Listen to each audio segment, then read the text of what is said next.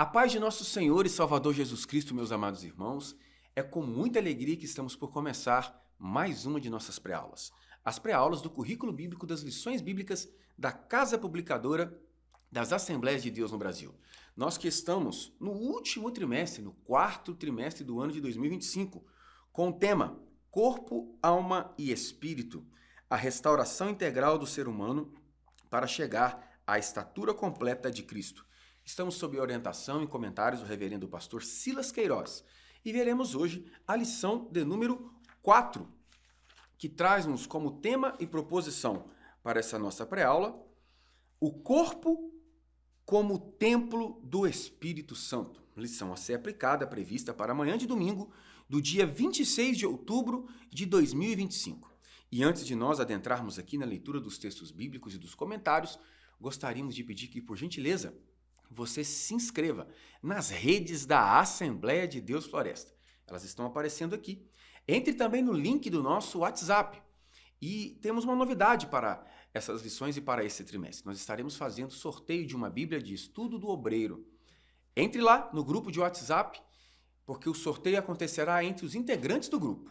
Se você participa aqui, mas não participa lá, você não estará concorrendo à Bíblia do Obreiro com harpa cristã e manual dos cerimoniais e celebrações de nossa centenária igreja. Lição de número 4, o corpo como templo do Espírito Santo. Texto áureo. Ou não sabeis que o nosso corpo é o templo do Espírito Santo, que habita em vós, proveniente de Deus, e que não sois de vós mesmos? 1 Coríntios, capítulo 6, versículo 19. Verdade prática. Ter consciência de que nosso corpo é a habitação do Espírito Santo faz toda a diferença na maneira como o possuímos. Leitura bíblica em classe pode ser encontrada na primeira carta de Paulo aos Coríntios, capítulo 3, versículos 16 e 17, capítulo 6, versículos 15 ao 20. Leiamos a poderosa palavra de Deus. 1 Coríntios, capítulo 3. Não sabeis vós que sois o templo de Deus e que o Espírito de Deus habita em vós? Se alguém destruir o templo de Deus, Deus o destruirá. Porque o templo de Deus, que sois vós, é santo. 1 Coríntios capítulo 6. Não sabeis vós que os vossos corpos são membros de Cristo? Tomarei, pois, os membros de Cristo e falo-eis membros de uma meretriz? Não, por certo. Ou não sabeis que o que se ajunta com a meretriz faz-se um corpo com ela? Porque serão, disse, dois numa só carne. Mas o que se ajunta com o Senhor é o mesmo Espírito. Fugir da prostituição. Todo o pecado que o homem comete é fora do corpo, mas o que se prostitui peca contra o seu próprio corpo. Ou não sabeis que o nosso corpo é templo do Espírito Santo, que habita em vós, proveniente de Deus, e que não sois de vós mesmos? Porque fostes comprado por bom preço.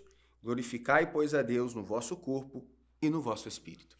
Queridos irmãos, é com muita alegria que nessa ocasião estamos recebendo aqui o presbítero irmão Leonardo, amigo, professor que tem nos ajudado já por mais de um ano em diversas lições. Meu amado irmão, seja muito bem-vindo. Deus que te abençoe. Deixe sua saudação e as suas notas introdutórias em nome de Jesus. Pai do Senhor Jesus, meus irmãos, é com grande alegria que nós estamos aqui mais uma vez, cooperando com os irmãos nessas pré-aulas que têm sido bênçãos. Deus abençoe a vida do evangelista Rafael, evangelista Jadson. Meus amados irmãos, na lição de hoje, a palavra-chave é templo, ou seja, o nosso corpo como templo do Espírito Santo. E Paulo vai inserir esse contexto na ideia de que os irmãos de Coríntios, a cidade de Coríntios, ela tinha um prazer desenfreado pelos prazeres carnais, ou seja, a degradação do corpo. Então, quando Paulo frisa que nós somos templos do Espírito Santo, ele nos está querendo nos dizer pelo menos 3 coisas. A primeira, que nós somos morada de Deus, ou seja, que Deus habita em nós através do Espírito Santo. Segundo, nós somos propriedade de Deus, ou seja, quando nós fomos comprados por Deus, nós nos tornamos propriedades dele. E terceiro, nosso corpo é dedicado a Deus, ou seja, o nosso corpo é exclusivamente para servir à vontade do Senhor Jesus e não os prazeres da carne. Glória a Deus. Evangelista irmão Rafael, seja muito bem-vindo. Sua saudação e suas notas introdutórias, meu querido. Meus irmãos, a paz do Senhor, alegria estar aqui mais uma vez para juntos estudarmos a palavra de Deus. Palavra-chave da nossa lição, templo. Uma palavra que primeiramente nos faz lembrar de uma construção em Jerusalém, um local de adoração feito por Salomão. O templo de Salomão, ele foi destruído pelos babilônios em 586 a.C. Após os 70 anos de cativeiro, você sabe, numa primeira leva de retorno com Zorobabel, este templo é reconstruído de forma simples. Posteriormente, no período interbíblico, este templo vai ser ampliado e melhorado pelo rei Herodes o Grande. Todavia, este também vai ser destruído no ano 70 depois de Cristo pelos romanos. Atualmente existe naquele local a chamada mesquita muçulmana, não é templo, é a cúpula dourada ou da rocha. Durante o período tribulacional, o anticristo, de alguma forma, ele vai conseguir reconstruir o templo, o qual ele próprio irá profanar quando ele se assentar no lugar santo, querendo ser adorado como um Deus. Este templo também será destruído, porque ele será contaminado pela besta. Por fim, haverá então o templo milenar, que ao mesmo tempo será o palácio onde o rei sacerdote Cristo irá reinar sobre toda essa terra. Templo este cuja descrição está do capítulo 40 a 48 de Ezequiel. Este templo também irá passar junto com este céu e com essa terra, porque no estado eterno não haverá templo, conforme Apocalipse 21, verso 22, porque o templo será o próprio Deus. O que eu acabei de te dizer aqui de forma muito objetiva é um resumo da história do templo. Agora, o que é interessante é que este templo ele é um símbolo do ser humano, mas eu quero te dizer que você não é o templo de Salomão, você não é o templo de Zorobabel, você não é o templo de Herodes, uma vez que você é salvo em Cristo Jesus. Você é o templo e a morada do Espírito Santo. Amados irmãos, o apóstolo Paulo está fazendo uma comparação objetiva do exercício do corpo, da utilidade do corpo e do propósito do corpo, comparando-o a um templo. É evidente que o apóstolo Paulo está tocando em questões culturais do judaísmo, fazendo uma referência objetiva ao templo de Salomão, ao templo de Herodes, e aquilo que na escatologia bíblica nós chamamos de o último templo, mas também está fazendo uma referência à religião pagã. A cidade de Corinto tinha lá um grande templo onde as prostitutas cultuais adoravam os deuses pagãos e em relacionamentos sexuais espúrios praticavam a adoração nos seus cultos libertinos.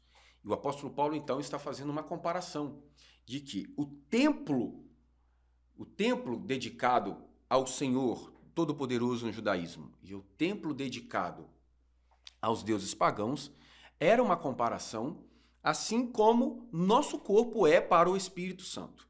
O apóstolo Paulo, então, usa essa expressão, conforme a leitura bíblica em classe, em dois textos. 1 Coríntios capítulo 3, versículos 16 e 17, 1 Coríntios capítulo 6, versículos 15 ao 20. Então, o que nós podemos concluir? Paulo está ensinando que o corpo humano não é apenas matéria, mas um lugar sagrado, podendo assim ser entendido, onde o Espírito Santo habita. E quais são as implicações que nós encontramos nisso? Nós encontramos implicações que tocam na santidade pessoal, autocuidado, consciência espiritual e adoração integral. Nesses dois textos, eu gostaria de apresentar aos irmãos que o apóstolo Paulo faz uma aplicação comunitária em Coríntios capítulo 3, comparando a igreja como sendo um templo, e ele faz uma comparação individual. Então, vejamos, a ênfase em 1 Coríntios 3, o templo como comunidade cristã. Em 1 Coríntios 6, o templo como o corpo individual. A igreja como o corpo de Cristo é o templo, e o crente individualmente também tem no seu corpo o templo do Espírito Santo. A habitação do Espírito Santo, o Espírito Santo habita na igreja como corpo de Cristo. 1 Coríntios 6, o Espírito habita em cada cristão pessoalmente. Em 1 Coríntios 3, é uma advertência contra as divisões da igreja.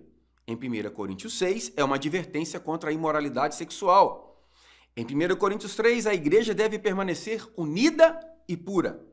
Em 1 Coríntios 6, cada crente deve manter a sua pureza e o seu autocontrole. Em 1 Coríntios 3, o templo de Deus é santo. Em 1 Coríntios 6, fostes comprado por um bom preço. Que nós venhamos compreender que, enquanto corpo que possuímos, devemos fazê-lo com santidade e adoração ao nome do Senhor, porque este corpo é morada do Espírito Santo de Deus que trabalha em nós, por nós e através de nós. Ponto de número 1. Corpo, propriedade e habitação divina. Comprado e selado. Presbítero Leonardo. Meus amados irmãos, como nós vimos na lição anterior, o pecado degradou o nosso corpo. O pecado degradou e trouxe consequências, altas consequências para o nosso corpo. Mas nós entendemos, meus amados irmãos, que através do sacrifício vicário de Jesus na cruz do Calvário, nós alcançamos de forma integral a nossa redenção, a nossa restituição. E quando eu falo de forma integral, nós precisamos entender que nós não somos dualistas, igual muitos acreditam, que apenas a alma e o espírito têm valor.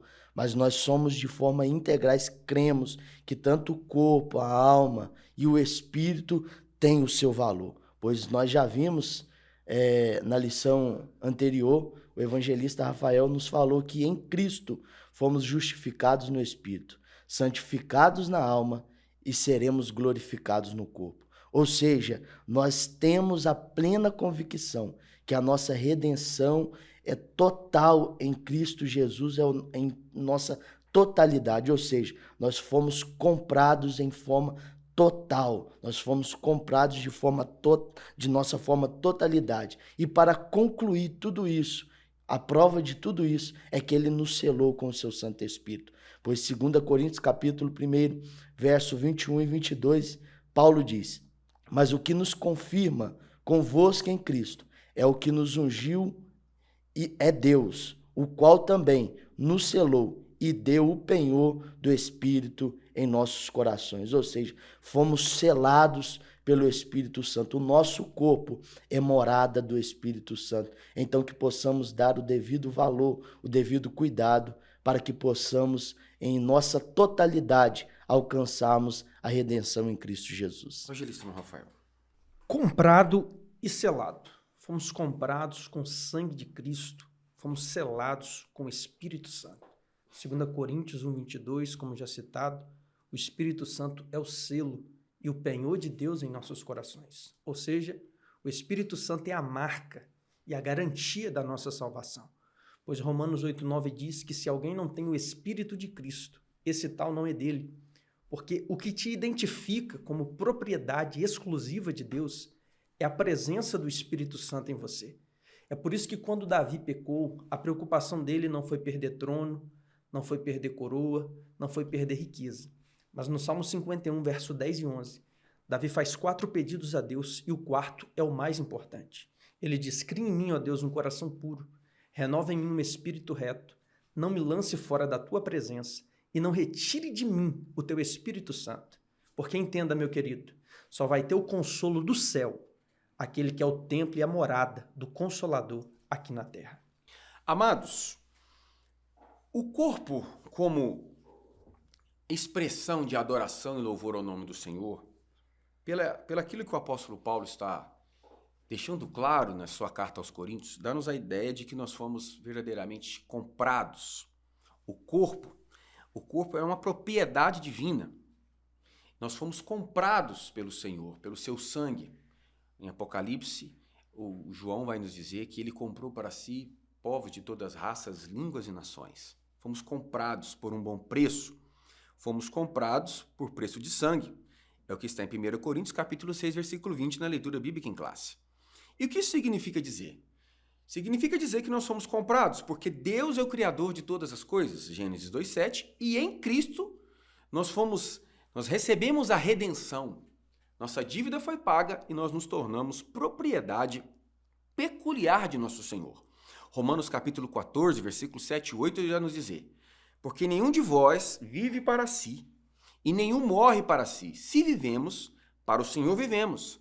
Se morremos, para o Senhor morremos. Quer, pois, vivamos ou morramos, somos do Senhor. Somos propriedades do Senhor, somos selados pelo Senhor. O selo dá-nos a ideia de que temos um dono. É como se numa administração de propriedade, no inventário de bens, o dono colocasse como um sinal de distinção o seu selo, a sua marca. Assim como o pecuarista faz com o seu gado, assim como o gestor dos bens públicos coloca o selo nos bens públicos para o caracterizar, para os distingui-lo dos demais. Nós somos então selados pelo Espírito Santo de Deus. O que nos distingue de maneira objetiva e espiritual é a presença e a marca que o Espírito Santo deixou em nossas vidas. É a ideia de Efésios capítulo 1, versículo 13. Fostes selados com o Espírito Santo. A expressão selo, espargizô do grego, era no mundo antigo uma marca de propriedade, autenticidade e segurança. Assim, o Espírito Santo é o selo divino que autentica o crente como pertencente a Deus e garante a sua salvação. A garantia da nossa salvação, a garantia de que somos de Deus e de que somos propriedade peculiar do amado, não é tão somente a maneira como nós nos vestimos, a maneira como nós falamos, porque todos esses aspectos exteriores dizem respeito da nossa disciplina e da nossa autodisciplina e podem sim ser um bom sintoma da genuína salvação em nossa vida. Mas todas essas marcas de nada adianta se de fato nós não formos morada, habitação do Espírito Santo de Deus em nós. É a ideia que o apóstolo Paulo exprime ou expressa na segunda carta de Paulo aos Coríntios, capítulo 1, versículo 21 e 22. Aquele que nos confirma convosco em Cristo e nos ungiu é Deus, o qual também nos selou e deu o penhor do Espírito em nossos corações. Efésios capítulo 4, versículo 30, o apóstolo Paulo nos faz a seguinte advertência: e não entristeçais o Espírito Santo de Deus, no qual fostes selados para o dia da redenção.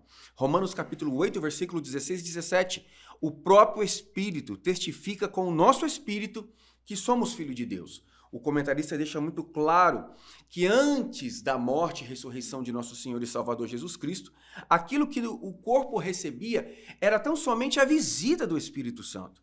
Na antiga aliança, o Espírito Santo vinha, capacitava reis, sacerdotes e profetas para missões específicas. Quando a missão era cumprida, o Espírito voltava ao Pai.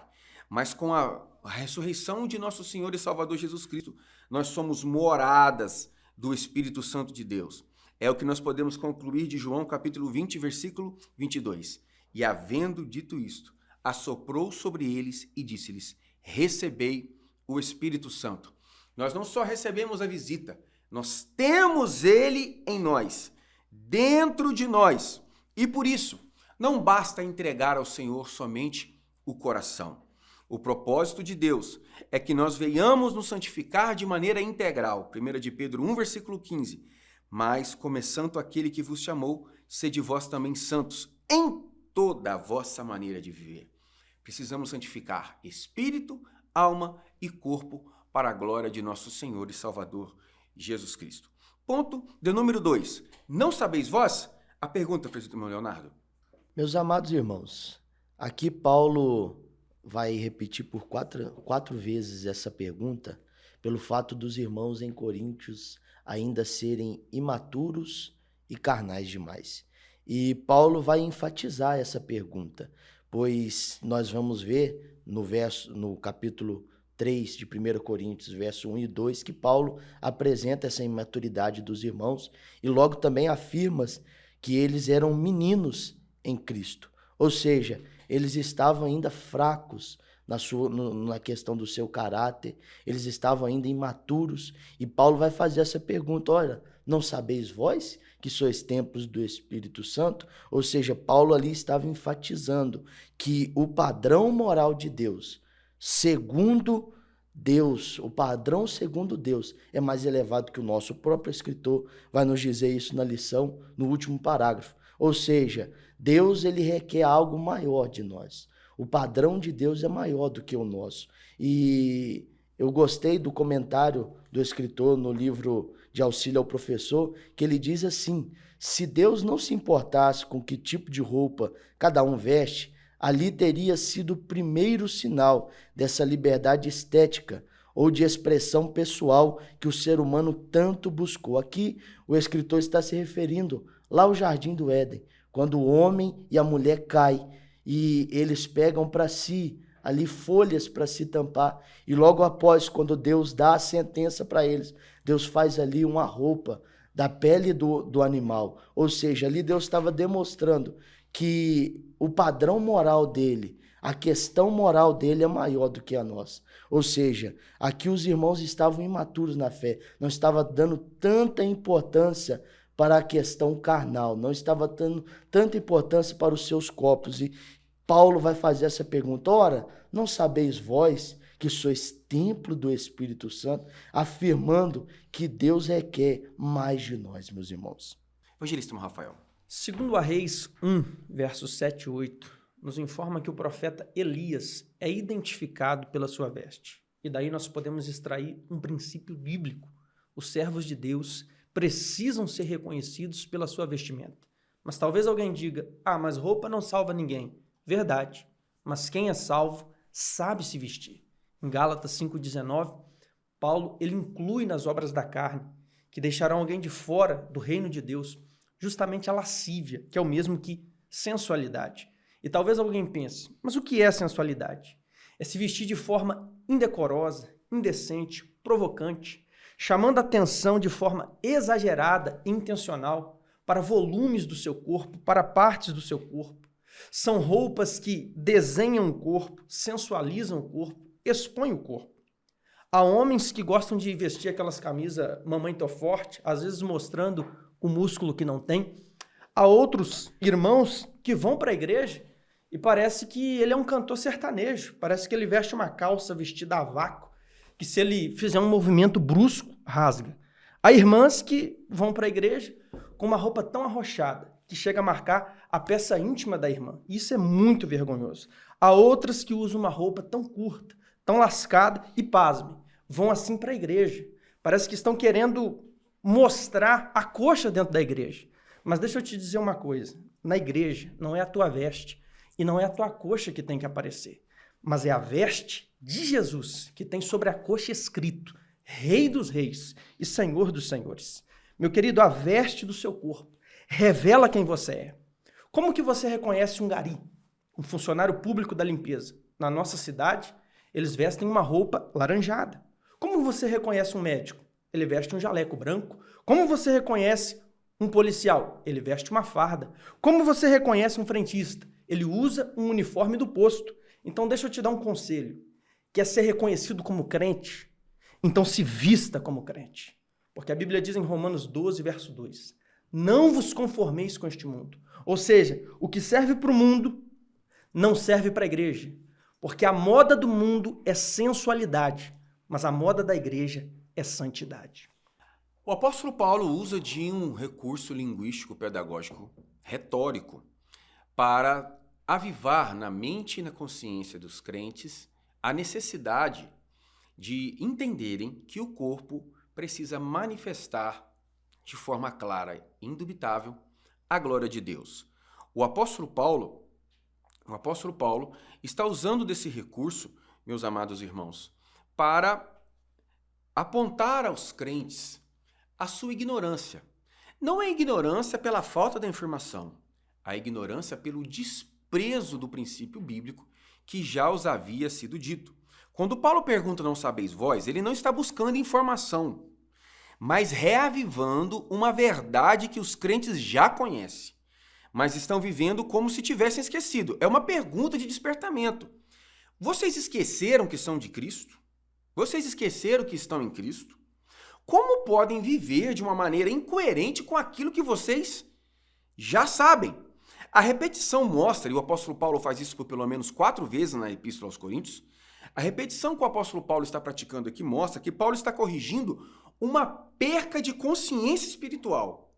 Muito embora eles já houvessem recebido a informação e o ensinamento que eles deveriam se portar de maneira digna no corpo, visto o chamado e o chamado à santidade que todo crente recebe ao ser alcançado por Cristo e pela genuína salvação, eles estavam se comportando de maneira inadequada em seus corpos. E essa percepção, essa constatação se dava pelo fato dos crentes estarem se envolvendo com relacionamentos sexuais ilícitos. A expressão ali prostituição objetivamente faz uma referência à palavra grega chamada porneia. O que é porneia? Porneia é uma referência bíblica clara às relações sexuais ilícitas. E Paulo estava deixando claro que eles não deveriam ter essa prática que era tão comum na comunidade hedonista do mundo grego que dominava a filosofia da cidade de Corinto. O não sabeis de Paulo é um apelo à identidade cristã.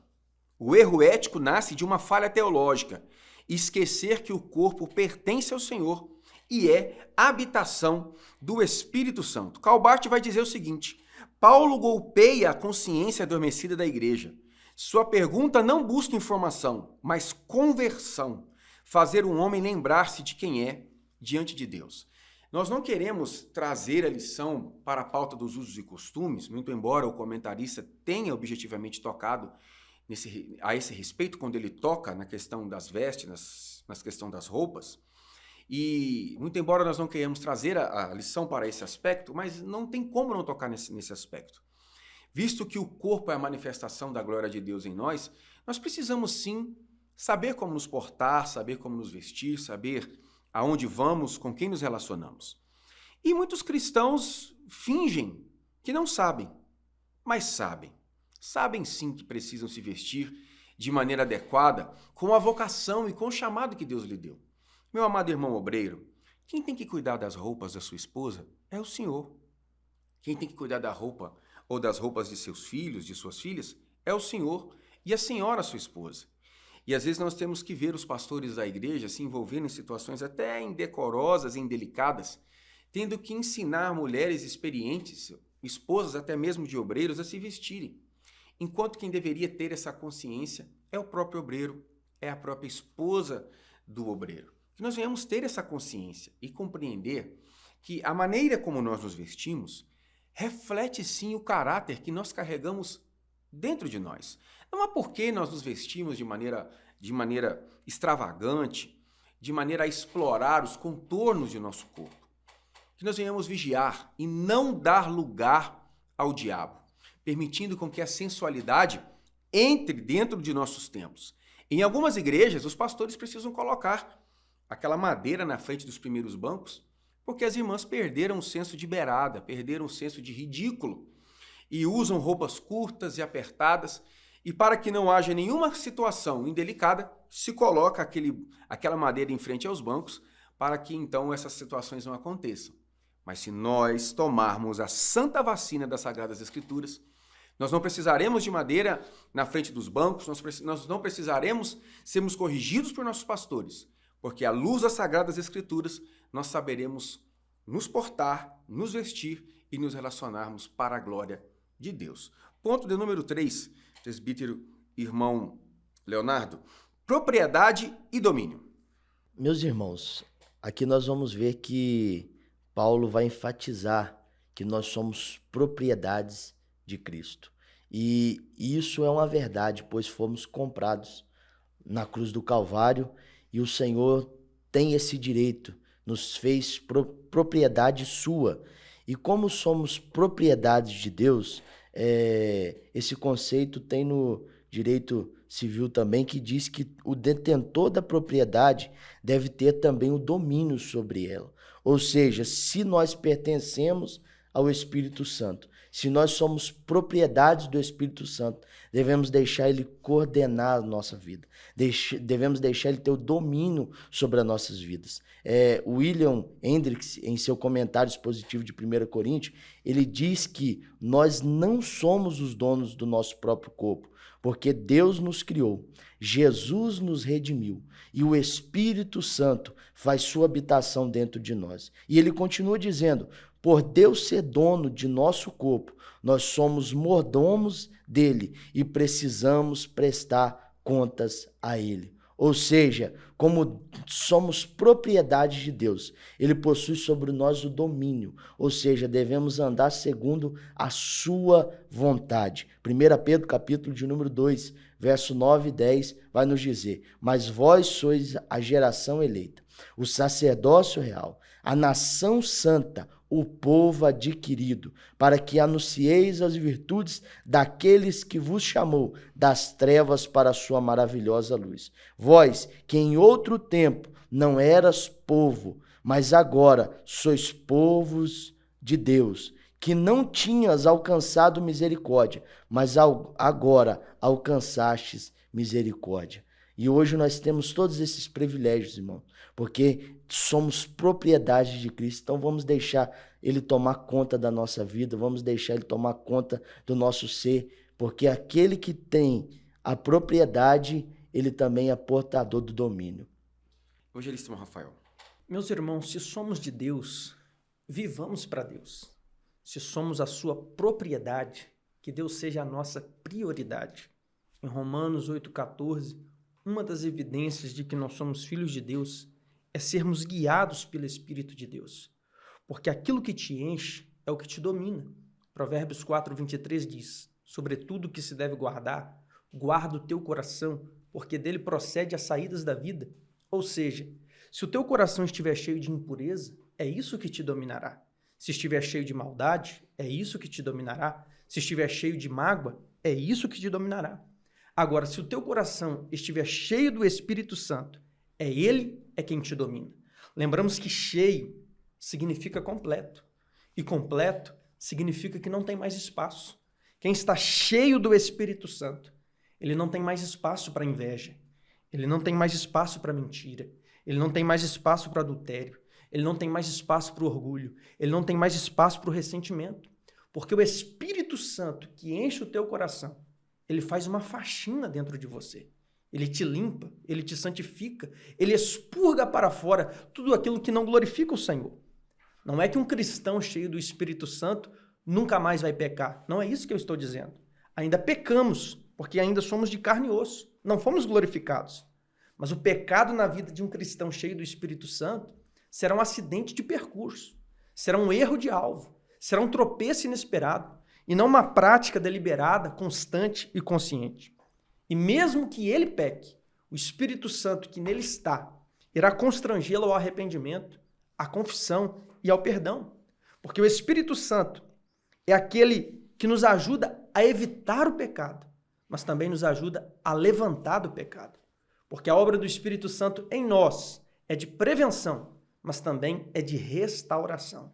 Porque o cair é do homem, mas Deus tem poder para levantar quem está caído. Queridos, a expressão propriedade e domínio, nós estamos referindo aqui ao vernáculo jurídico. O apóstolo Paulo era um jurista.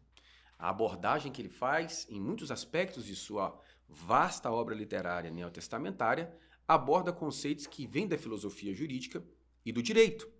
Então, nós estamos tratando aqui da expressão propriedade e domínio, é algo que toca ao direito das coisas, que no rol dos direitos do Código Civil regula as relações jurídicas de pessoas com bens ou com as coisas, abordando aquisição, exercício, conservação e perda de direitos reais.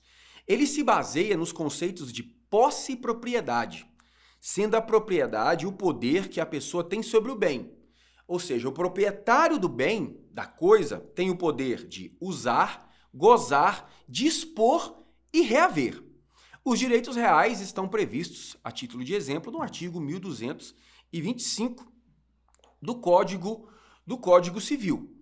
A linguagem paulina, portanto, aqui é uma linguagem jurídica. Paulo está dizendo que nós somos propriedades do Senhor. Nós somos propriedades do Senhor. Somos sua coisa, se assim nós pudéssemos exprimir numa linguagem simplória, mas jurídica. O Senhor tem o pleno domínio sobre nós. O Senhor pode, através de nós, em nós, ele pode exercer esse direito de usar, de usufruir, de dispor e de reaver a qualquer tempo. Porque, objetivamente, à luz das Sagradas Escrituras, nós temos um dono. Ou seja, qual é o fundamento teológico disso? Dá-nos a ideia que o salvo foi comprado, foi adquirido. É a ideia de 1 Coríntios, capítulo 6, versículo 20. E depois de comprado, nós fomos distintos, santificados, separados, selados com o Espírito Santo. Efésios 1,13. E agora nós vivemos sob o domínio do Espírito Santo do Senhor. Romanos capítulo 8, versículos 9 ao 14. Ou seja, o que nós fazemos, o que nós sentimos, os lugares onde vamos e as pessoas com quem nós convivemos e a maneira como nós vivemos e desenvolvemos a nossa existência na comunidade, se dá por um domínio e direção exclusiva do Espírito Santo do Senhor. Paulo deixa claro, onde está o Espírito do Senhor, aí há liberdade. O salvo pertence a Deus e é governado interiormente pelo Espírito Santo de Deus, que guia, convence e transforma e define as suas ações. Veja o que diz John Stott. A salvação não é apenas libertação do pecado, mas transferência de domínio. Debaixo do pecado para debaixo da graça. Do eu, do diabo, para Deus. O cristão pertence a um novo Senhor, aquele que morreu em seu lugar. Na perspectiva cristológica, na perspectiva pneumatológica, na perspectiva da doutrina da salvação, o Espírito Santo não é uma força passiva. É o que define o teólogo Gordon Fee. Ele é o agente da nova vida. O crente é templo e o Espírito é o poder residente que molda cada decisão e ação conforme Cristo. É o que nos assevera Paulo aos Filipenses capítulo 2, versículo 13. Porque Deus é quem efetua em vós, em nós, tanto querer como realizar, segundo a sua boa vontade. É o conselho do apóstolo Paulo. Andai no Espírito e jamais satisfareis as concupiscências da carne. Se sois guiados pelo Espírito, não estáis debaixo da lei. Se vivemos pelo Espírito, andemos também pelo Espírito. Gálatas capítulo 5, versículos 16, 18 e 25. Meus amados irmãos, nós não somos mais de nós mesmos. Nós somos propriedade peculiar do Senhor. Somos lavoura de Deus, edifício de Deus. E estamos sob o domínio do Espírito Santo. É Ele quem dirige a roupa que vestimos, as palavras que falamos, as músicas que ouvimos, os lugares que frequentamos. A santidade na perspectiva integral compreende o domínio absoluto da vontade do Espírito Santo sobre a nossa própria vontade. Ponto número 2. O corpo tabernáculo, portador da presença, presbítero Leonardo. Aqui nós vamos observar que Paulo vai fazer uma comparação do nosso corpo com o tabernáculo.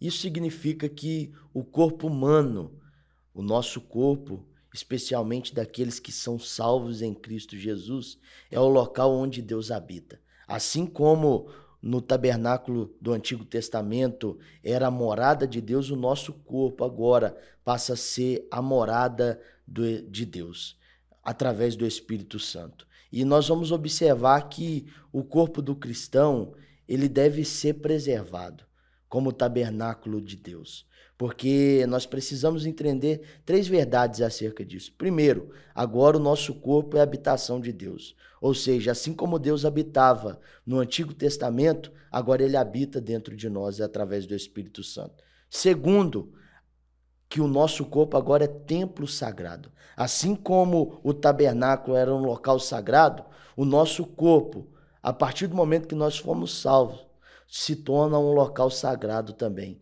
Sendo assim, merece cuidado e respeito, pois o Espírito Santo que habita em nós. E terceiro, a terceira verdade que nós precisamos entender é que nós devemos ter responsabilidade com o nosso corpo.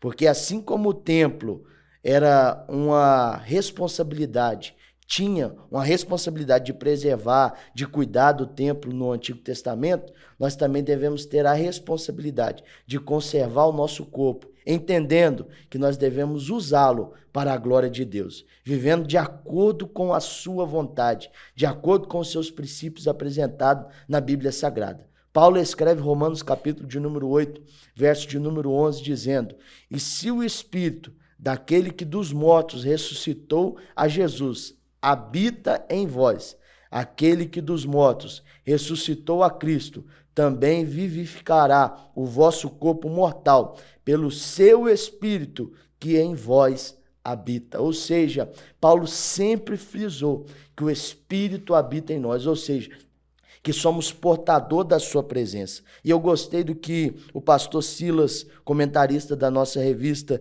escreve no parágrafo 1º, ele vai dizer assim: "O Todo-Poderoso decidiu viver em nós uma tão frágil habitação." Então que possamos dar valor a isso, irmãos, porque Cristo decidiu, o Senhor decidiu habitar em nós, tão frágil, tão falha a habitação, mas ele nos escolheu, ele nos santificou, ele nos separou para essa boa obra. Evangelista Rafael. Meus irmãos, o corpo do salvo é um tabernáculo da presença de Deus. É um santuário móvel, é o portador do Espírito Santo. Aqui nós devemos pensar em Deus na encarnação e no Pentecostes.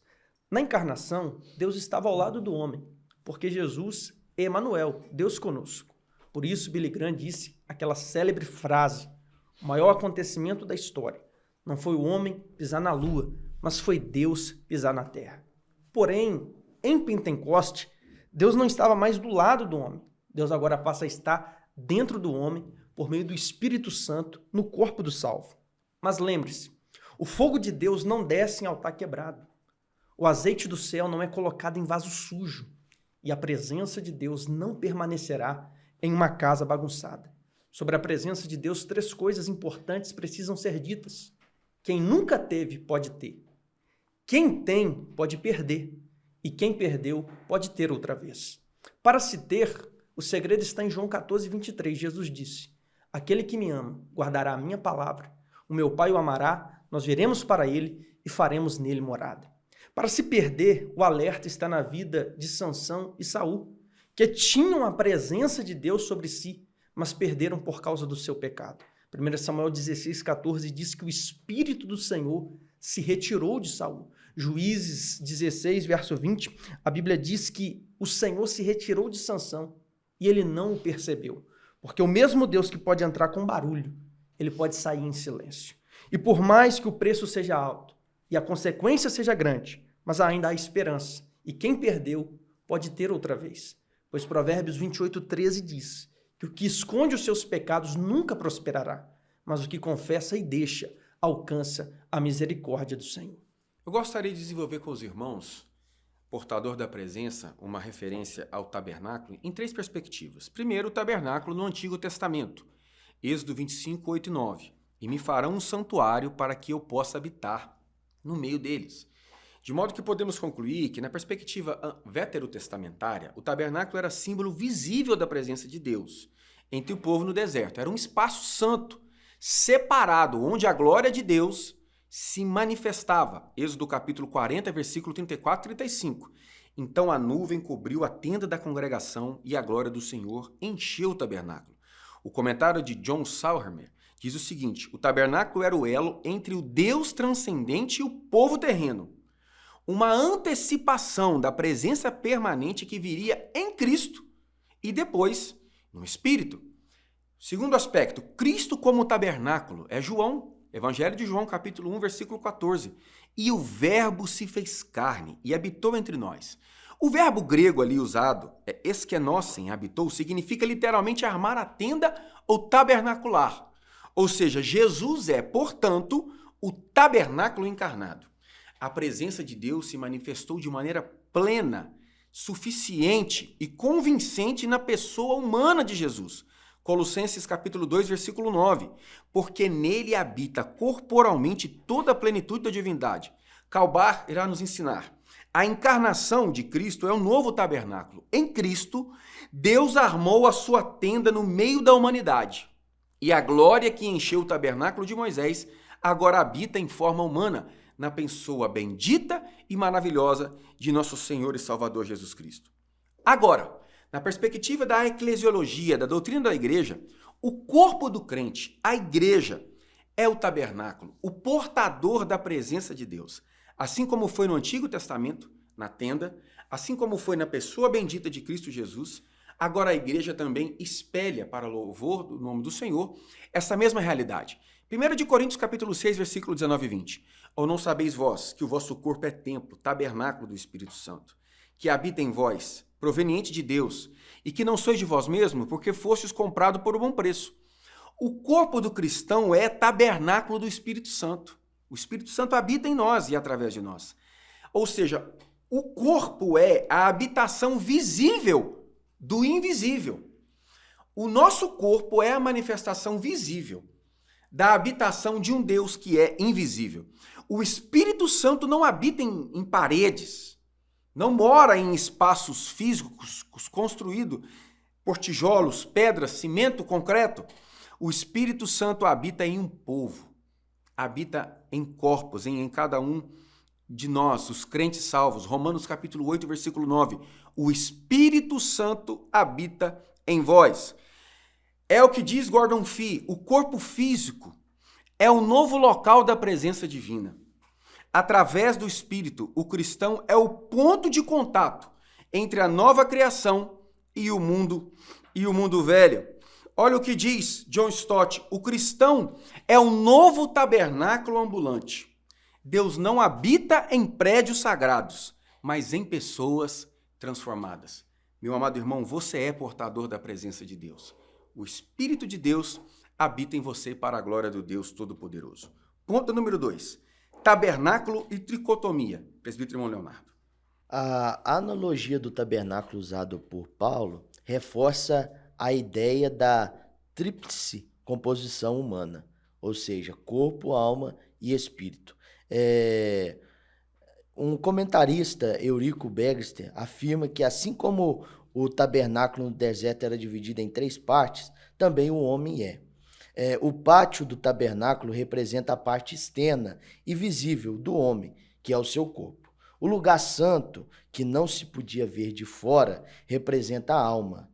E o lugar santíssimo representa o espírito do homem. E essa ideia, irmãos, não vai muito além de só imagens, só invocação de figuras, denotação dessa tipologia, dessa comparação entre o tabernáculo e o corpo. Vai muito além disso, porque quando Paulo, além de comparar-nos e dizermos que nós somos tricotômicos, ele está também querendo nos enfatizar que assim como Cristo, assim como Deus, melhor dizendo, encheu o tabernáculo, encheu o templo com sua glória por inteiro, Deus também deseja nos encher por inteiro.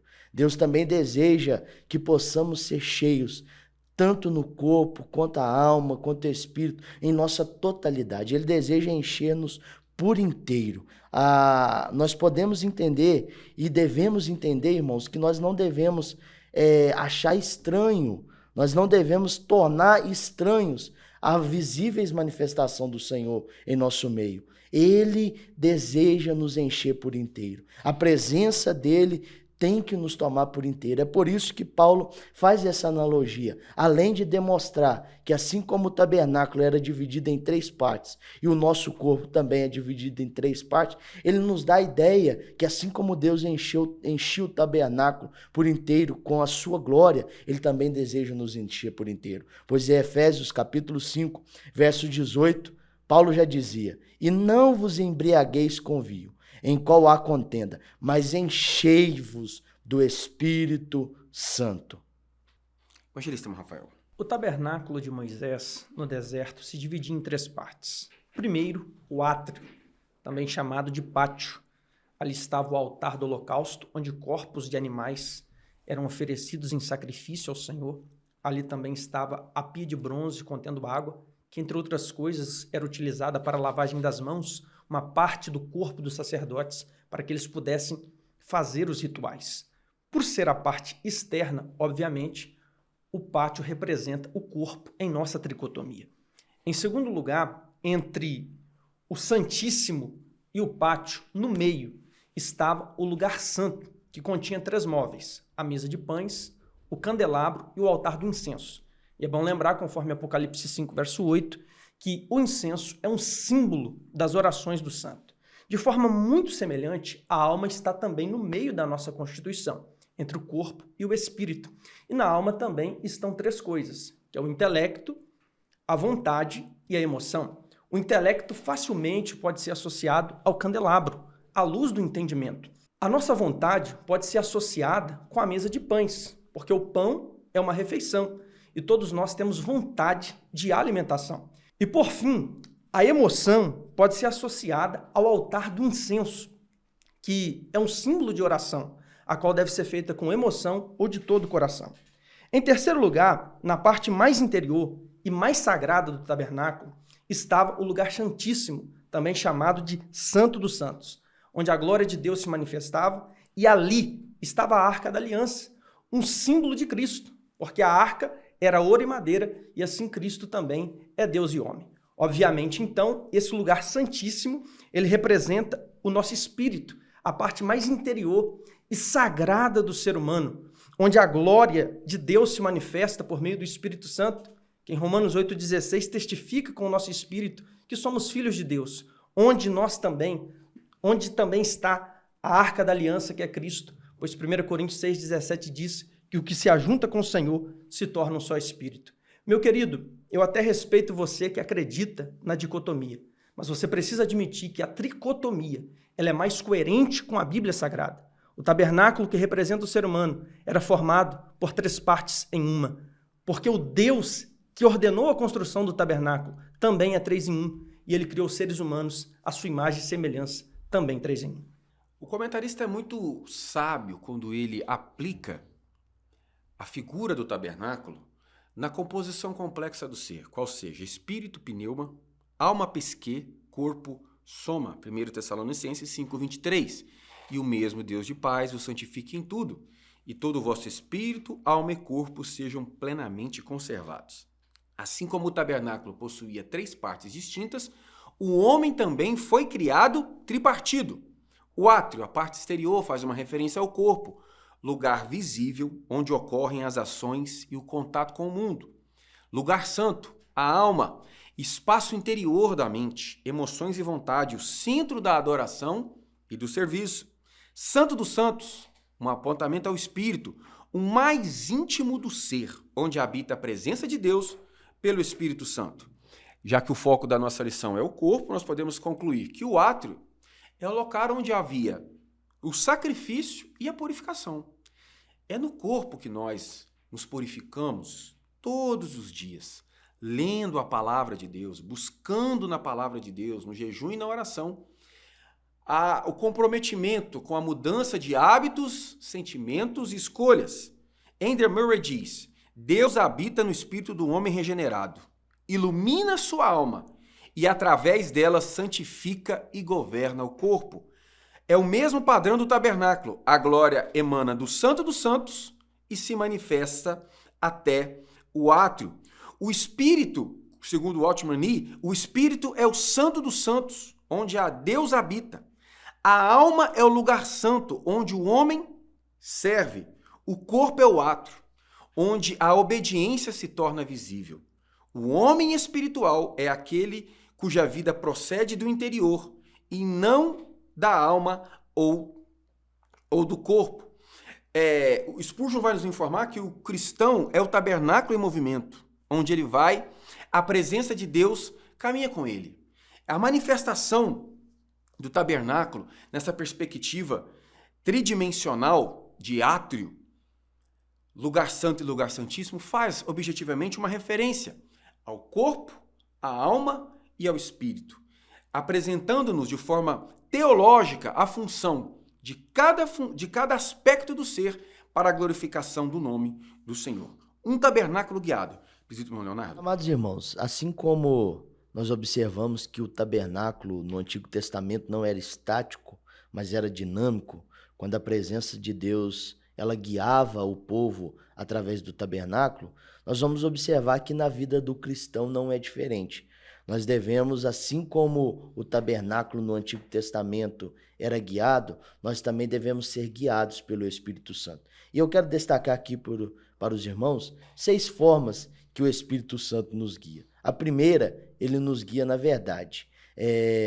João capítulo 16, verso 13, vai nos dizer: mas quando vier aquele Espírito da verdade, ele vos guiará em toda a verdade. Ou seja, o Espírito do Senhor, quando deixamos ele nos guiar, ele sempre guiará-nos pela verdade, tirando toda a mentira que houver em nosso caminho, toda mentira que houver dentro de nós, ele nos guiará sempre pela verdade. Segundo, ele nos ensina e relembra. Ele nos ensina acerca da sua palavra. Ele nos clareia acerca da sua palavra. E sempre nos lembra daquilo que nós aprendemos. Sempre traz a nossa recordação daquilo que nós aprendemos. Terceiro, ele nos conforta e ampara. Como o próprio Jesus disse, que ele seria o Consolador, ele enviaria o Consolador, e ele está sempre nos momentos, nos consolando, nos amparando nos momentos de dificuldade. Também é uma forma dele nos guiar. Quarto, ele nos capacita a discernir. Ou seja, o Espírito Santo é que nos dá discernimento das coisas espirituais, para interpretar corretamente o que a palavra do Senhor nos diz. Quinto, ele nos ajuda, e isso é um dos mais importantes, meus irmãos. Ele nos ajuda a tomar decisões. Ele sempre nos orienta naquilo que nós devemos fazer, nas decisões que devemos tomar, sempre lembrando a vontade de Deus em nossas vidas. E sexto, para finalizar, ele fortalece a nossa fé. Quando estamos fracos, quando estamos pensando em desistir, em parar, o Espírito Santo nos fortalece. O Espírito Santo nos ajuda. E é dessas 6 formas que ele guia as nossas vidas. Assim como o tabernáculo no Antigo Testamento era guiado pela presença do Senhor, o povo não saía do local. Se a presença do Senhor não os guiasse, nós também devemos ser guiados por ele dessas 6 formas. Evangelista Rafael. Meus irmãos, quando você olha para o céu e vê uma nuvem, é bom lembrar que a nuvem é água em estado gasoso. O tabernáculo de Moisés, ele era guiado juntamente com o povo pela nuvem de dia e pela coluna de fogo de noite. A nuvem protegia o povo do calor escaldante do dia, enquanto a coluna de fogo os protegia do frio excruciante da noite, porque uma das características daquele deserto é a variabilidade de temperatura, de dia muito quente, à noite muito frio. Então aqui a gente percebe o cuidado de Deus com o seu povo. Assim também deve ser o ser humano. Ele, juntamente com a sua família, deve ser guiado pelo Espírito Santo, porque ele é que cuida de nós. O Espírito Santo ele é uma coluna, porque é ele que sustenta a sua vida cristã. O Espírito Santo é água, porque água é vida e a água é utilizada na limpeza. O Espírito Santo é quem nos dá a vida espiritual na terra, para que nós possamos ter a vida eterna no céu. E é ele que nos limpa e nos santifica para que a sujeira do pecado não tenha espaço em nossa vida. O Espírito Santo também é fogo, porque é ele que ilumina e guia o nosso caminho. E assim como o fogo purifica o ouro, removendo suas impurezas, para que este se torne mais precioso para os homens, assim o Espírito Santo nos purifica da impureza do pecado e nos torna mais valiosos para Deus. E quanto ao tabernáculo ser guiado, tanto de dia como de noite, isso implica dizer que enquanto você estiver disposto a ser um santuário consagrado, disposto a ser guiado pela vontade do Senhor, sabe que o Espírito Santo, de dia e de noite, em todo tempo, ele estará contigo, cuidando de ti e te guiando em todas as áreas da sua vida. Já concluímos que o tabernáculo faz um apontamento como sendo a habitação e a direção de Deus em nossas vidas. Êxodo capítulo 40, versículo 34 e 38, a palavra é quem nos assevera. Então a nuvem cobriu a tenda da congregação, e a glória do Senhor encheu o tabernáculo. Quando a nuvem se levantava de sobre o tabernáculo, os filhos de Israel caminhavam. Mas, se a nuvem não se levantava, não caminhavam até o dia em que ela se levantava. Ou seja, o tabernáculo não era estático, não era parado. Mas ele não se movimentava ao seu bel prazer, ou ao bel prazer dos sacerdotes ou de Moisés. Ele se movia conforme a direção da presença de Deus. A nuvem e o fogo representavam a presença de Deus e as orientações divinas. A presença de Deus não era um símbolo físico, mas dinâmico. O tabernáculo era a tenda do encontro, e o movimento da nuvem significava: o povo só devia andar quando Deus andava. Assim, o tabernáculo era guiado por Deus, a morada móvel do Altíssimo. Trazendo isso para uma aplicação para os tempos atuais, para a dispensação da graça, apresentamos aos irmãos 1 Coríntios 6,19. Ou não sabeis vós que o vosso corpo é o templo do Espírito Santo, que habita em vós? A comparação do apóstolo Paulo aqui é inevitável. O crente é hoje o tabernáculo vivo da presença de Deus, portador do mesmo Espírito. Olha a visão de Gordon Fee. O Espírito Santo é, para o cristão, o equivalente neotestamentário da nuvem da glória. Ele guia, protege e dá direção. Não de fora, mas de dentro para fora. Romanos capítulo 8, versículo 14. Pois todos os que são guiados pelo Espírito de Deus são filhos de Deus. John Stott assevera: a verdadeira liberdade cristã não é autonomia, mas teonomia. Nós somos guiados pelo Deus Espírito. Viver sob o governo amoroso do Espírito que guia o crente como a nuvem guiava Israel. Gálatas capítulo 5, versículo 16. Andai em Espírito. Meus amados irmãos, estamos nos aproximando agora do tópico de número 3. Você ainda não deixou seu comentário, não deixou sua curtida, não se inscreveu lá no link do nosso WhatsApp, deixa aí seu comentário, seu nome, a cidade de onde você está nos assistindo, curta e compartilhe esta publicação. Tópico número 3. Cuidando do templo do Espírito, fugir da prostituição. Presbítero irmão Leonardo. Paulo vai nos dar um conselho: fugir da prostituição.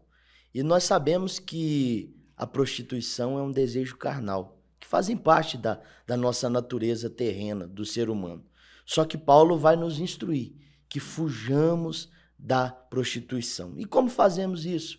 Buscando ao Senhor, integrando a nossa vida totalmente ao Senhor, pois o espírito maligno da prostituição, ele permeia em nosso meio. Satanás permeia em nosso meio para jogar o cristão nessa prática tão triste, nessa prática tão horrível. Só que o Paulo vai nos instruir, fugir da prostituição. E Oséias, capítulo de número 5, verso de número 4, Oséias vai dizer que o povo, a nação de Deus, o povo de Israel, estava imerso na prostituição. E por eles estarem imersos na prostituição, no capítulo 5, verso 4, vai nos dizer que a prostituição vai nos provocar duas coisas. Primeiro, o afastamento de Deus, o afastamento do Senhor. Vai influenciar que nós não tenhamos o contato com Deus. E segundo, vai fazer com que nós não conhecemos a Deus. Ou seja, a prostituição, meus irmãos, o desejo carnal desenfreado provoca o afastamento do Senhor e provoca que nós não o conhecemos. Então é por isso que, como templo do Espírito Santo, como nosso corpo é templo do Espírito Santo, nós devemos fugir da prostituição. Nós devemos sair fora deste mal. E fugir, meu irmão, vai além do ato em si, mas também a fugir dos locais que nos levam a prostituir. Fugir, muitas das vezes, dos olhares que nos levam a prostituir. Ou seja, a fuga vai muito além do só o ato, mas também nos precaver antes de que aconteça o mal pior. Então que possamos, meus irmãos, entender, Satanás está aí, para que possamos cair, para que possamos nos submeter a esta prática tão depravosa. Mas o Espírito Santo, por intermédio de Paulo, vai nos dar a instrução: fugir da prostituição, e que possamos conservar os nossos corpos santos e irrepreensíveis diante do Senhor. Evangelista Rafael. Eu gosto sempre de lembrar que nós temos 3 inimigos: o mundo, o diabo e a carne. E a Bíblia nos ensina qual deve ser a nossa postura em relação a cada um destes. Em relação ao mundo, Jesus diz em João 16:33 que nós temos que ter bom ânimo.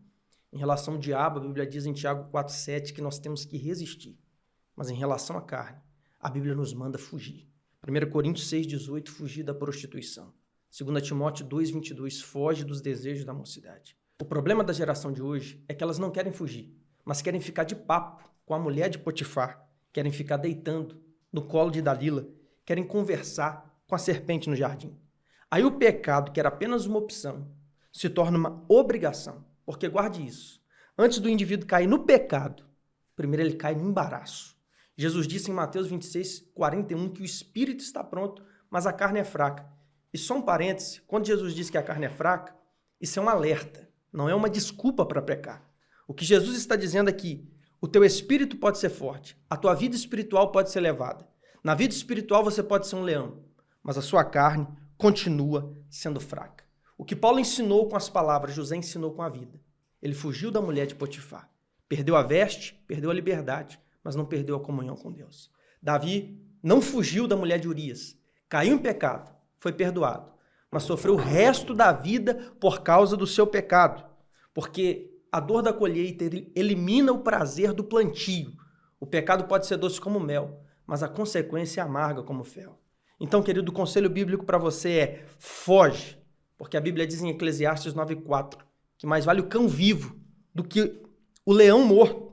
Reconheça a sua limitação para você não cair em tentação, comprometendo sua comunhão, sendo envergonhado pela humilhação e às vezes trazendo sobre si mesmo a destruição.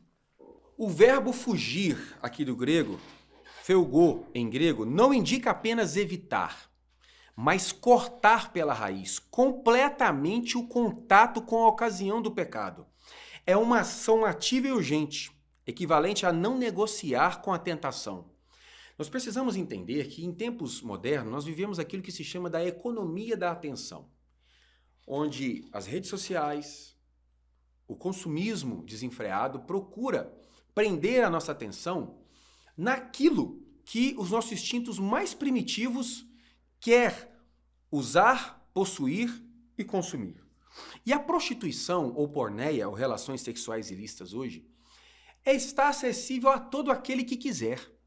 Antigamente, para você ter acesso à pornografia, você teria que ir numa banca de jornal, numa videoteca e comprar uma fita cassete, comprar uma revista. Hoje não.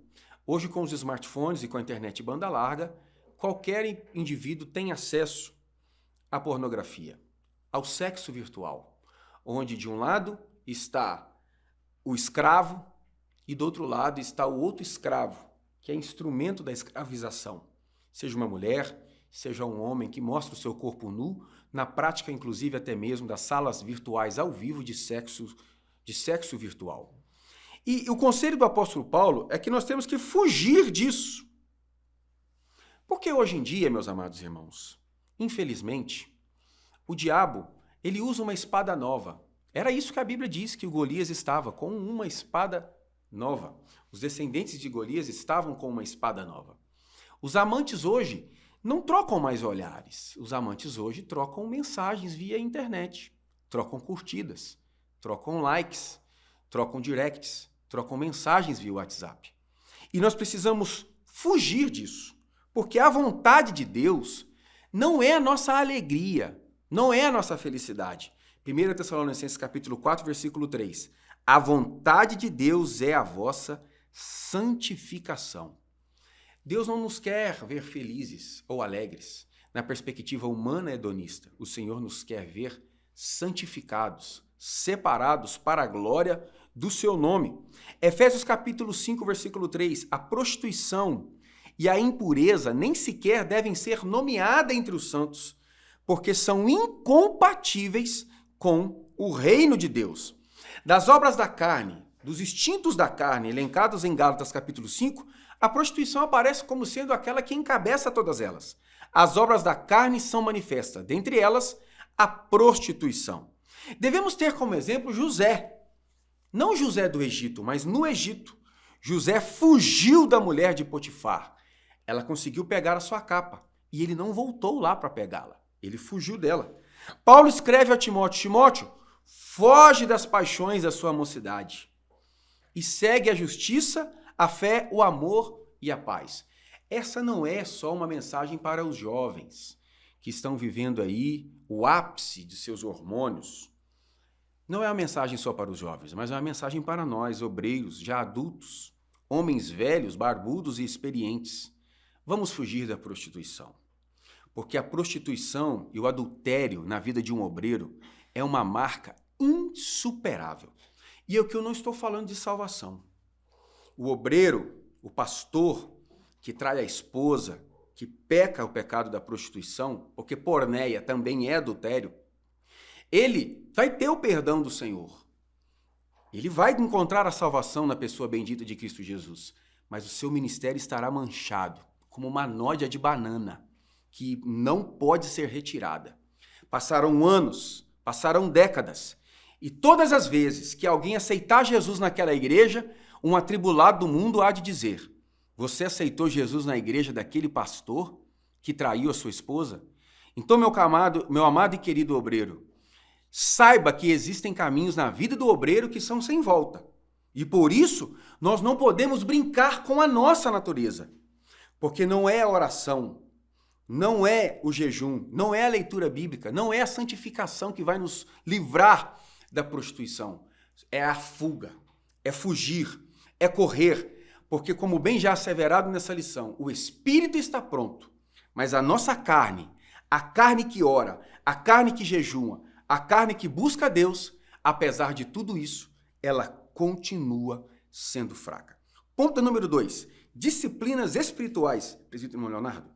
Nós precisamos entender, antes de mais nada, meus irmãos, que a disciplina ela não é um castigo, mas sim é um meio de conquistarmos e realizarmos os nossos objetivos. Ou seja, se o seu objetivo é de ir morar no céu, tenha disciplinas espirituais, porque nós precisamos entender que a santidade ela não vai cair de paraquedas sobre nós, ou ela também não vai fluir de forma milagrosa no nosso corpo. Nós precisamos ter disciplina. Nós precisamos que o Senhor seja a nossa primazia. E como que nós vamos criar essa intimidade? Como iremos fazer que o Senhor seja a nossa primazia? Tendo disciplinas. E a importância das disciplinas espirituais. E quais são essas disciplinas espirituais? Oração, jejum, consagração, uma vida devota ao Senhor, leitura da palavra. Essas são as disciplinas espirituais para o cristão. E quais são as importâncias? Quais são as importâncias dessa disciplina? É a intimidade com Deus, é a transformação pessoal, é o desenvolvimento da nossa maturidade espiritual e a capacitação para sermos santos. Ou seja, nós precisamos, irmãos, dia após dia, obtermos essa disciplina espiritual. Se estamos orando, vamos orar mais. Se estamos lendo a palavra, vamos ler mais. Se estamos jejuando, vamos nos consagrar, vamos entregar nossa vida cada vez mais e mais ao Senhor. Pois nós devemos, irmãos, sempre disciplinarmos o nosso corpo, quer seja espiritualmente, quer seja de forma corporal. Então, que possamos, irmãos, sempre disciplinarmos o nosso espírito, para que possamos viver uma vida em santidade ao Senhor. Como eu já disse e volto a dizer, a santidade não vai cair de paraquedas. Nós precisamos viver uma vida de santidade de forma disciplinada. Evangelista irmão Rafael. Em nossa luta contra o diabo, o mundo e a carne, Deus deixou à nossa disposição 3 disciplinas, nós poderíamos também chamar de 3 armas espirituais: a oração, a palavra e o jejum. Em primeiro lugar, na oração você obtém a força para vencer o mundo, porque a oração é isto, a ponte que conecta a fraqueza do homem com a força de Deus, a ponte que conecta a impotência humana com a onipotência divina. Em segundo lugar, na palavra, nós temos a espada para vencer o diabo. 1 João 2,14, jovens sois fortes, e a palavra de Deus está em vós, e já venceste o maligno. Por fim, no jejum, você sacrifica a tua carne para que você possa fazer a vontade do Espírito Santo. Pois como disse John Piper, jejum é fome de Deus. Ou seja, só jejuma aquele que é necessitado da presença do Senhor. Foi com essas 3 disciplinas que Cristo venceu a tentação no deserto e com elas também nós venceremos em nome de Jesus. Queridos, eu gostaria de acrescentar ao comentário dos amados as seguintes disciplinas espirituais. Oração, alinhar corpo e alma à vontade de Deus. Jejum, submeter o corpo ao Espírito Santo e desenvolver pelo jejum o domínio próprio. Meditação na palavra, renovar a mente e fortalecer o espírito. É pelo entendimento das Sagradas Escrituras que nós temos o nosso eu interior renovados e nós submetemos o nosso corpo à vontade de Deus. Adoração e louvor, corpo e voz usados para glorificar a Deus. Salmo 95:6, João 4:24. Adorando a Deus com o nosso cântico, com a nossa voz, com os nossos movimentos, com o nosso falar, quer comais, quer bebais, fazei tudo para a glória de Deus. Serviço. A fé se expressa em ação corporal e prática. Esteja à disposição do seu pastor, esteja à disposição de sua comunidade local, trabalhe na igreja, faça aquilo que você pode fazer e peça ao Espírito de Deus para lhe capacitar, para você fazer aquilo que hoje você não pode fazer. Tiago, capítulo 2, versículo 17. Silêncio e solitude, descanso do corpo e da mente diante de Deus. Toda disciplina espiritual afeta também o corpo, a postura, o tempo, o descanso, a alimentação e o ritmo da vida. Disciplinas corporais, presbítero irmão Leonardo. Meus amados irmãos, além da disciplina espiritual, nós também devemos ter uma disciplina física, uma disciplina corporal. E, se feita corretamente, ela valoriza, ela é valorizada para a nossa saúde, pois teremos uma saúde melhor, e além disso, para o serviço a Deus.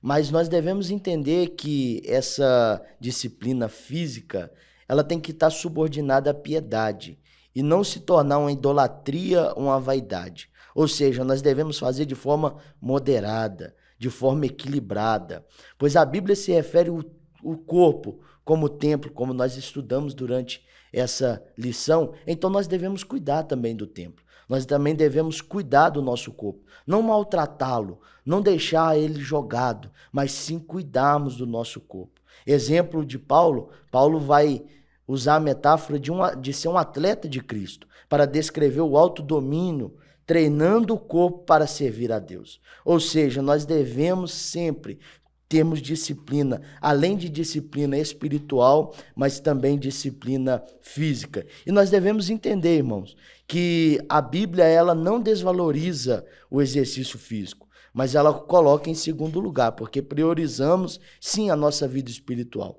priorizamos sim a busca pelo Senhor, mas nós não devemos negligenciar, nós não devemos deixar de lado, ou seja, que possamos praticar exercício físico, que possamos cuidar da nossa saúde, fazer um acompanhamento anual ou mensal, do jeito que você preferir, da sua saúde, para que você possa, além de ter uma vida espiritual saudável, o teu corpo também seja saudável. Porque o que adianta eu ter uma mensagem para pregar se eu não tiver um corpo para levar essa mensagem? Evangelista Rafael. Meus irmãos, 1 Coríntios 3,17. Se alguém destruir o templo de Deus, Deus o destruirá. Isso implica que este corpo que o Espírito Santo usa como habitação, ele precisa de manutenção. Esse corpo que por Deus habitado, ele precisa de cuidado. Isso inclui se alimentar com qualidade, sabendo que quanto mais colorida é a comida, mais saudável ela é. Isso inclui também alimentar com moderação, nem demais para evitar a obesidade, nem de menos para evitar a fragilidade, mas adequadamente para fortalecer a imunidade. Isso também inclui a higiene. Então, você não pode tomar banho só dia de sábado, porque o crente ele é comparado com uma ovelha, não com um porco. Isso inclui também um tempo de sono equilibrado, no mínimo entre 6 e 8 horas por noite, porque se você dormir menos que isso, você pode desenvolver problemas de saúde a longo prazo, porque quem dorme muito pouco no presente está semeando o mal no seu corpo para poder colher no futuro. Isso inclui também exercícios, um trabalho honesto, porque o sedentarismo só traz prejuízo. Presbítero Leonardo, quero agradecer a sua participação, meu amado. Deixe a sua saudação final e a sua conclusão em nome de Jesus. Meus irmãos, grato por mais uma vez participar aqui com os irmãos e para nós finalizarmos, irmãos, sendo o nosso corpo templo do Espírito Santo, devemos cuidar bem dele, assim como nós aprendemos na lição de hoje. Abster-nos de toda prática pecaminosa e também dos malefícios à saúde. Com o corpo e a mente saudável, assim como a alma e o espírito santificado, nós podemos adorar e servir ao Senhor da melhor forma possível. Então que possamos cuidar do nosso corpo, cuidar da nossa alma, cuidar do nosso espírito para a glória e adoração a Deus. Evangelista Rafael. Meus irmãos, tem cuidado de ti mesmo e tem cuidado dos teus, pois o teu corpo não é para o pecado, mas por Deus ele é habitado, portanto ele precisa de cuidado. Uma vez que você se converteu, o teu corpo se tornou o templo de Deus. E o que é de Deus ele tem ciúme, o que é de Deus ele não aceita dividir com o diabo. Portanto, o teu corpo não é para prostituição, o teu corpo é para santificação. Rogo-vos, pois, irmãos, que apresenteis os vossos corpos como sacrifício vivo, santo e agradável a Deus, que é o vosso culto racional. Romanos capítulo 12, versículo 1. Assim o corpo é o altar do serviço cristão, e o cuidado com ele é uma forma de culto racional, equilibrando o espiritual e o físico. Muito obrigado por sua audiência, muito obrigado por sua atenção. Deus abençoe a sua casa, Deus abençoe a sua família, em nome de Jesus. Amém.